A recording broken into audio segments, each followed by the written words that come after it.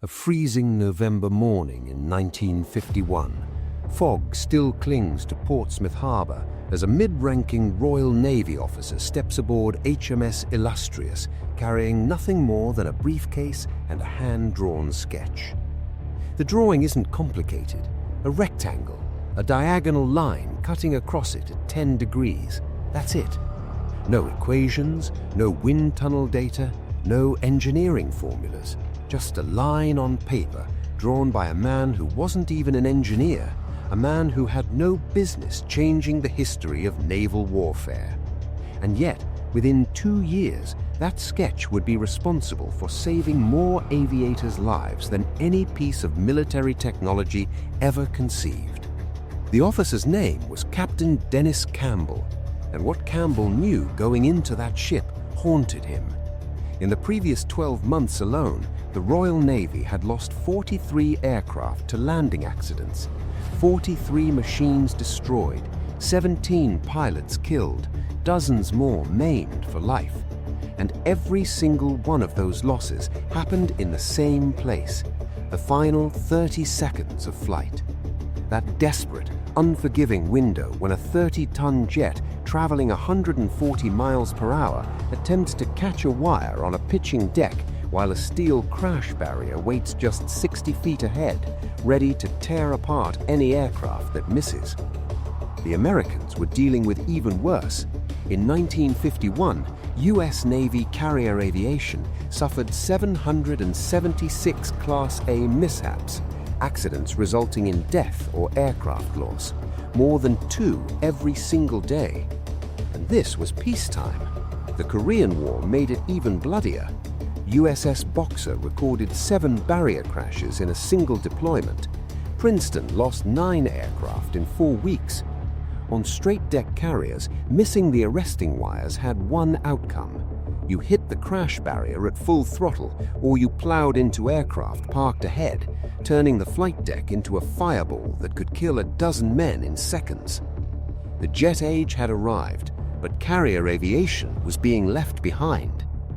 The F-9 Panther touched down 40 knots faster than the propeller-driven Hellcat it replaced. Its engines needed 7 full seconds to spool up from idle, an eternity when you're sinking toward the ocean at 20 feet per second. Lined-up signal officers stood at the carrier's port quarter, waving paddles furiously, but by the time a pilot understood he was too low, too fast, or too high, physics had already made the decision for him. Every admiral, every engineer, every seasoned test pilot could see it clearly. Carrier aviation had reached a breaking point. Jets were the future of naval power, but the future is worthless when the present is burying your people. What Captain Campbell didn't know, and what nobody else in that Portsmouth meeting room knew, was that his simple sketch would first be laughed out of the room, dismissed as the amateur idea of a pencil pusher with no engineering credentials, and that the real solution wouldn't come out of any government committee or research laboratory. It would come from one stubborn man's refusal to keep watching good aviators die for a problem that didn't have to exist. The roots of the crisis stretched back to 1945, when Lieutenant Commander William P. Roan completed the first ever jet landing on board USS Wake Island. His FR-1 Fireball set down at 90 knots, 20 knots faster than any propeller-driven fighter, and the arresting cables strained under the load. It worked, and the warning buried inside that success was completely ignored. By 1950, every major naval power was wrestling with the same nightmare. Jet engines had transformed what aircraft could do in the sky, but their slow throttle response turned every carrier approach into a potential death sentence. Propeller pilots could cut power on the LSO's signal and practically fall onto the deck. Jet pilots couldn't. They had to carry thrust all the way to touchdown because their engines took too long to respond if a go-around became necessary. This created a trap with no exit. Pilots flew their final approach fully committed, unable to climb away quickly if they missed the wires. On a straight-deck carrier, 4 arresting wires covered just 60 feet of deck. Behind them, the crash barrier, a network of steel cables meant to stop aircraft that missed. Behind that, parked aircraft, fuel trucks, ammunition, the ingredients for a catastrophe. The arithmetic was ruthless. A Panther at 125 knots covered 211 feet every single second. Miss all 4 wires, and the pilot had exactly 2.1 seconds before hitting the barrier.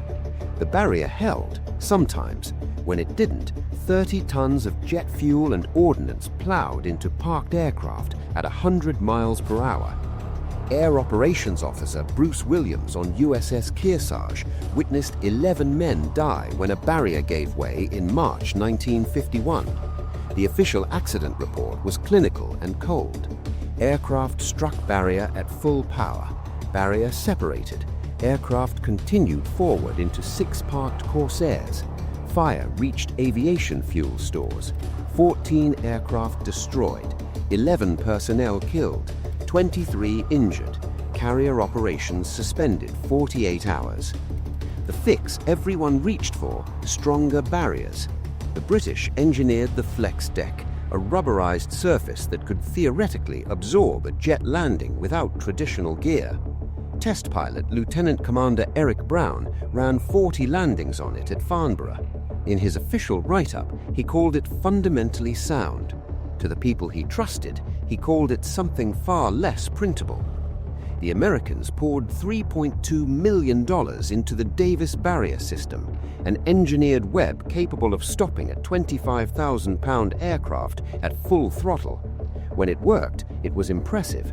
When it failed, the destruction was absolute. Stronger barriers didn't solve the problem.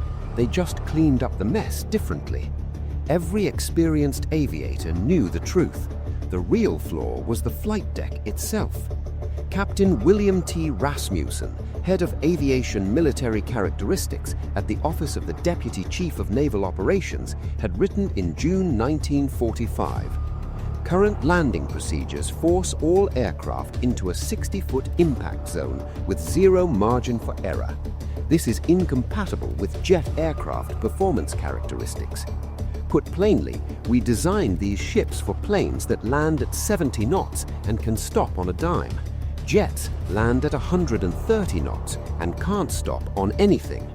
We are trying to operate 1952 aircraft on 1942 ships. Until that changes, pilots will keep dying." Everyone nodded. Everyone understood. Nobody had a solution. The British tested flex decks.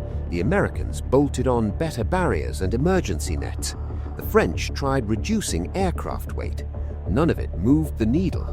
The accident rate climbed year after year.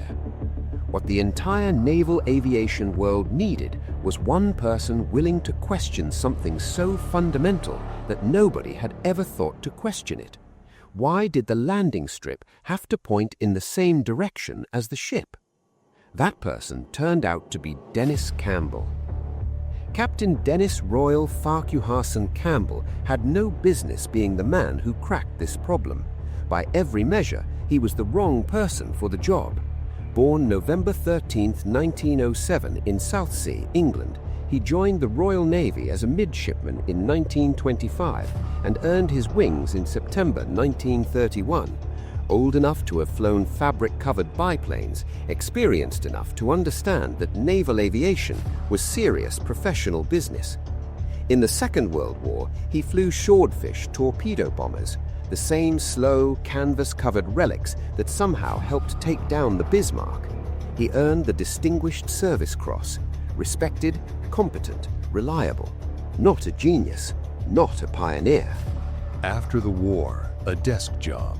The Admiralty posted him to the Ministry of Supply as Deputy Chief Royal Navy Representative, coordinating paperwork between the Navy and civilian contractors.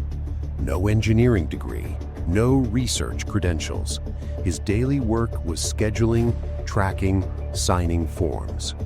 But Campbell had something that no degree program teaches and no promotion can award. He was physically incapable of accepting that young men should die for a preventable reason. In 1951, he attended the funeral of Lieutenant Mick Lithgow, a 23-year-old test pilot who died when his jet struck the barrier on HMS Implacable. Lithgow had flown a textbook approach at precisely the right speed. He had simply floated 6 feet further than the wires. The barrier tore his aircraft apart. His widow was 5 months along with their first child. Standing at that graveside, Campbell turned to his deputy, Lieutenant Commander Nick Goodhart, and said, "This is madness. We are murdering these men with our own equipment. A pilot executes a perfect approach and still dies because 60 feet isn't enough room for error. There has to be a different way." Goodhart filed it away as grief talking. Officers say things like that at funerals, but Campbell couldn't let go of it. He requested accident reports. He sat down with landing signal officers. He mapped out approach patterns. He wasn't an engineer, so he approached it the way a non-engineer would. He started sketching. The idea arrived somewhere between Portsmouth and London on a routine train journey. Campbell was drawing carrier decks in his notebook, trying to work through the geometry of the problem. The landing area couldn't be made longer. The ship's beam was fixed, so it couldn't be made wider. But what if it wasn't parallel to the ship? What if it was angled? He drew it. A flight deck rotated 10 degrees to the left, and the moment he did, the solution appeared. Now the landing zone didn't end at a steel barrier. It ended over open water. A pilot who missed the wires didn't die. He pushed the throttle, climbed out, and circled back for another try. No barrier, no parked aircraft, no fireball, just ocean below and sky ahead, and one more chance to get it right. The idea was almost embarrassingly simple, which either meant it was a stroke of genuine insight or that he'd missed something so obvious that every qualified engineer had dismissed it years ago. On August 7, 1951, Campbell gathered a room at the Ministry of Supply. Louis Boddington, Director of Naval Air Department, Farnborough, Rear Admiral M.S. Slattery, Chief of Naval Research, 6 senior aviation engineers. Campbell opened his briefcase and laid the sketch on the table. The reaction was immediate and not kind. "That is entirely illegal," Commander James Rigby spoke with the calm certainty of a man reading from a textbook. The International Air Navigation Convention requires all flight operations to align with the vessel's axis. What you are proposing breaks maritime aviation law developed over 15 years of operational experience. This isn't a new idea, Captain. It's an uninformed one. Campbell had prepared for pushback. He hadn't prepared for dismissal. Rigby wasn't finished. "You're asking pilots to land across the ship's natural movement. A carrier rolls and pitches around its keel. Approach on an angle to that motion, and pilots will be fighting lateral drift on every pass. The deck will be moving beneath them in unpredictable ways. You won't reduce accidents, you'll manufacture new ones." Lieutenant Commander Goodhart moved to respond, but Louis Boddington, Farnborough's civilian engineering director, held a hand. "Show me the math." Rigby paused. "I'm sorry?" "The math," Boddington said again, quietly. "You're describing drift as a certainty. Calculate it. 8 degrees of deck angle, 12 degrees of roll. What is the actual differential drift across a 30-second approach?" Nobody answered. Boddington looked around the table. "Anyone?" Silence. "Then we run a test," Boddington said. "Captain Campbell, Farnborough operates a painted outline runway for simulation work. In 1 week, we can paint an angled deck outline on HMS Triumph's flight deck. We fly touch-and-go approaches, treating the painted line as though it were real deck edge. If drift is a genuine hazard, we'll measure it precisely. If it turns out to be a theoretical concern without real evidence behind it, we'll find that out too." Rear Admiral Slattery studied both men.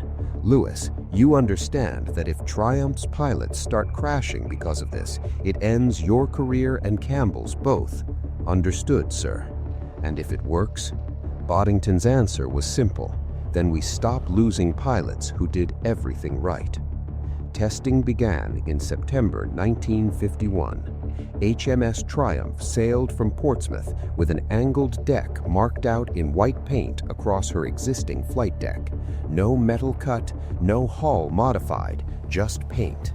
For 3 weeks, Royal Navy pilots flew simulated approaches, treating those lines as though they were real deck edge. Rigby's drift never appeared. Pilots adapted within 2 passes. What they found instead was something nobody anticipated. They felt free. Lieutenant Peter Chilton, one of the evaluation pilots, captured it clearly in his post-flight notes. I came in too high, floated beyond the wires, and for the first time in my flying career, I wasn't terrified. I added power and climbed away clean. No barrier ahead, no aircraft to hit, just open sky and the opportunity to go around. It was the first time in years that a missed wire felt like a near-death experience. By October, the painted deck program had done what months of committee work could not. It had proven the principle sound. Now came the harder task, selling the idea to the Navy with the worst problem of all. Because HMS Triumph was British, the carrier fleet suffering the highest death rate belonged to the Americans, and the U.S. Navy had little appetite for being told by a British bureaucrat that their ships were fundamentally broken. September 14, 1951, U.S. Naval Air Test Center, Patuxent River, Maryland. Lieutenant Commander Eric Brown stands before 40 American test pilots and reads the room instantly. These men are sizing him out, evaluating whether the Royal Navy's chief test pilot, the man who holds the world record for aircraft types landed, has earned the right to tell them anything about how to fly. He's about to tell them their carriers are designed wrong. He knows exactly how that's going to land. Gentlemen, Brown opens, in the last 12 months, how many of you have hit the barrier? 7 hands, then 12, then 15. How many of you have lost someone who died hitting it? Every hand in the room goes up. Brown reaches into his briefcase. What I'm about to show you will sound like I've lost my mind.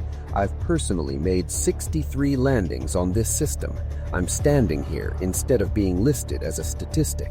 I'm asking for 5 minutes. He pins Campbell's diagram on the wall.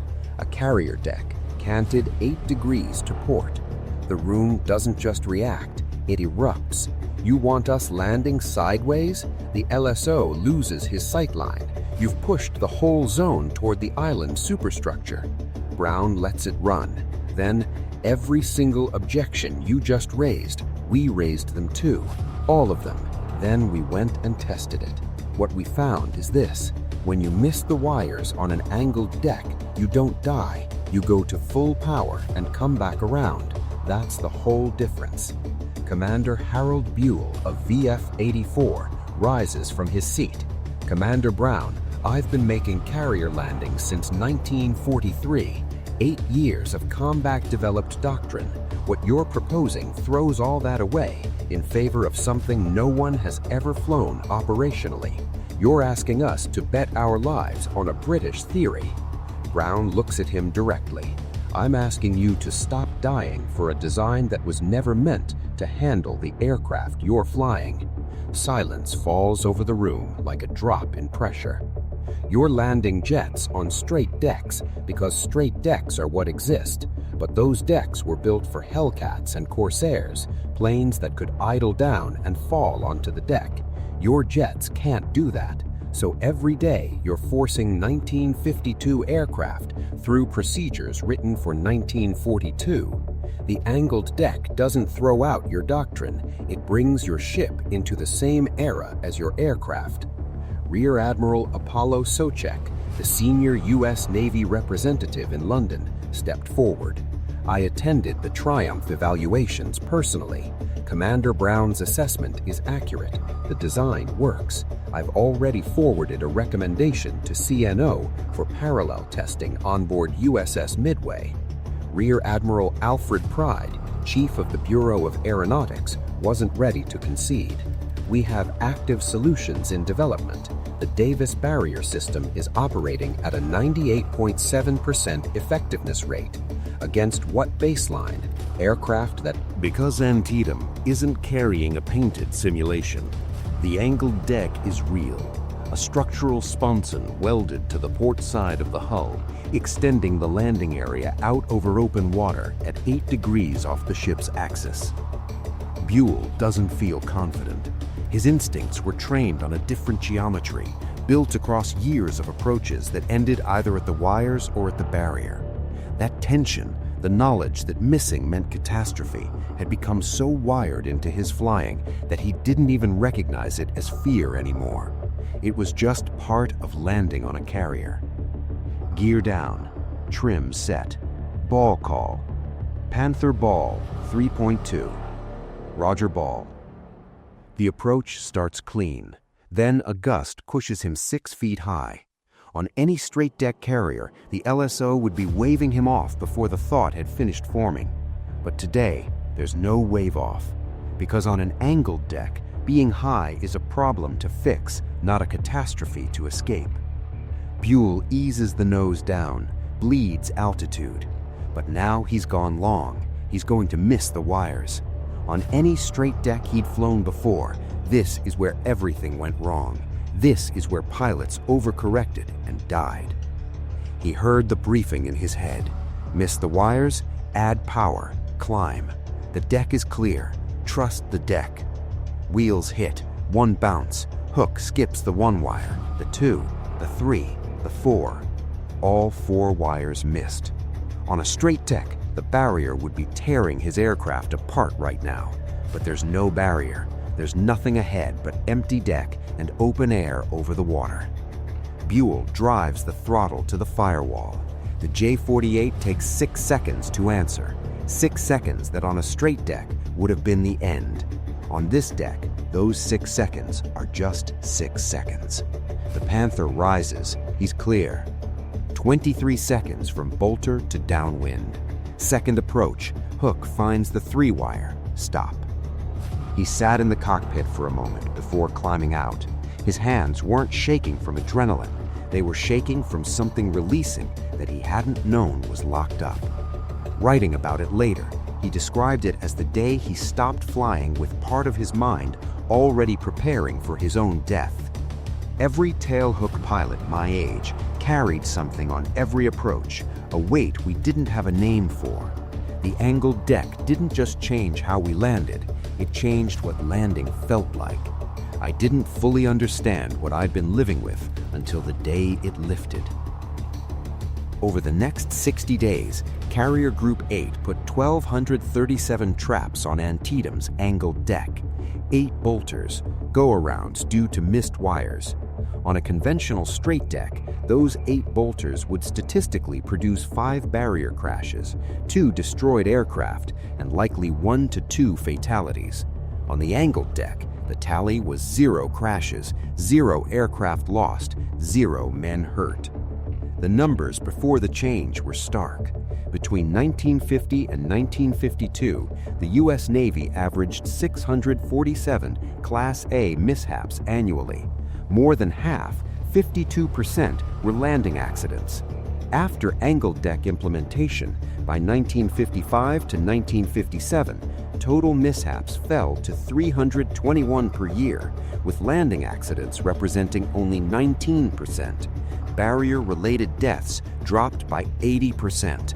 Landing accidents overall fell by 75%. But the most honest accounting wasn't in any report. It was in what happened to Lieutenant James Davidson on March 8, 1953. Davidson brought a crippled Panther back to Antietam that afternoon. Hydraulics gone, no flaps, approach speed 20 knots above limits. On any other carrier, he would have pointed the nose at the water and ejected. A barrier hit at 145 knots was not survivable, but Antietam had the deck. He made 4 passes, missed 4 times. On the 5th attempt, his hook caught the fore-wire at 142 knots, the fastest successful carrier recovery ever recorded. His aircraft rolled to a stop with 11 feet of deck left in front of him. 6 months later, he wrote to Campbell, "Sir, I don't know you and we've never spoken, but I'm writing this because you drew something on a piece of paper that everyone told you was wrong, and because of that drawing, I got to watch my daughter be born last month. I was there. I'm here. Because you didn't give up on an idea that the people around you kept trying to bury. No words cover what that's worth, but I wanted you to know that his name still means something to those of us who came after." The design spread fast. Ark Royal was fitted with an angled deck in 1955. France converted Clemenceau. Australia modified Melbourne. By 1957, every significant carrier in the Western Alliance either had one or was in line for conversion. The Soviets called it unnecessary. Then, in 1959, after a string of fatal landing accidents on WWII, they implemented it without announcement. Documents declassified in 1993 showed their landing accident rate dropped 68% in the first 6 months. The pilot community kept its own record. Captain John Moore flew FA-18s from USS Carl C. over Vietnam across nearly 2 decades. 947 carrier landings, 62 bolters. On a straight deck, those 62 bolters are 62 separate moments where I might not have walked away. Instead, every single one was just another go-around. Every pilot who flew in the 50s can name men who died hitting barricades. The reason I'm not one of those names is that Dennis Campbell drew a line and refused to let anyone convince him it was the wrong line. By the mid-1970s, the angled deck had stopped being an innovation. New pilots arriving at fleet squadrons had no frame of reference for straight deck operations. The revolution was complete, fully absorbed, invisible, taken entirely for granted. That's the truest measure of how thoroughly an idea has won. Here's what's remarkable about what came after. Dennis Campbell never told anyone about any of this. Not to a journalist, not in a memoir, not in the speeches that would have been easy to give and widely attended. He was promoted to Rear Admiral in 1954, when HMS Ark Royal, the first carrier designed from the ground up with an angled deck, held its launch ceremony. Press photographers wanted his picture. He pointed them towards Louis Boddington and the Farnborough engineers. In 1955, the U.S. Navy invited him to the commissioning of USS Forrestal, America's first supercarrier, built from the start with an angled deck, steam catapults, and an optical glide slope system. It was the physical embodiment of everything Campbell's sketch had set in motion. He declined the invitation. He was at a funeral, a Royal Navy lieutenant killed in a helicopter training accident, completely unconnected to anything Campbell had worked on. But the man had served under him in 1943. Campbell didn't negotiate with that obligation. The CBE came in 1957, 2 sentences in the citation. He put it in a desk drawer and didn't mention it to colleagues. Retirement arrived in 1960. He took on consulting work at Hawker Siddeley Aviation, focused on vertical takeoff development. The people who worked alongside him in those years described someone who approached every design review the same way he'd approached carrier accidents, by asking the question that engineers found inconvenient. Anthony Marsh, who spent years alongside him at Hawker Siddeley, remembered it clearly. He would stop every single review at some point and ask, what happens to the pilot when something fails in the dark, in bad weather, at low altitude? We would give him statistical probabilities, 1 in 5,000, 1 in 10,000. He would look at us and ask, yes, and when it happens, what does the pilot do? Statistical rarity meant nothing to him. The man who drew the short straw was the only number he tracked. Dennis Campbell died on April 6, 2000. He was 92. The Times gave him 4 paragraphs. The Guardian ran 6. Both mentioned the angled deck. neither quite found the language for what it represented. What it represented was this: every carrier pilot who has made an approach since 1953, every one who bolted and climbed away and lived to fly another day, did so because a man who wasn't qualified to solve the problem refused to pretend the problem didn't exist. The angled deck did more for naval aviation safety than any weapons advancement, any training program, any new aircraft system. It didn't come from a defense contractor or a research institution. It came from a notebook on a commuter train and a man who wouldn't accept a bad answer just because the people delivering it had more letters after their names. The next time someone with no credentials walks into a room and says, "I think there might be a different way," it might be worth hearing them out. Because sometimes the person who changes everything is just the one who couldn't stop asking why.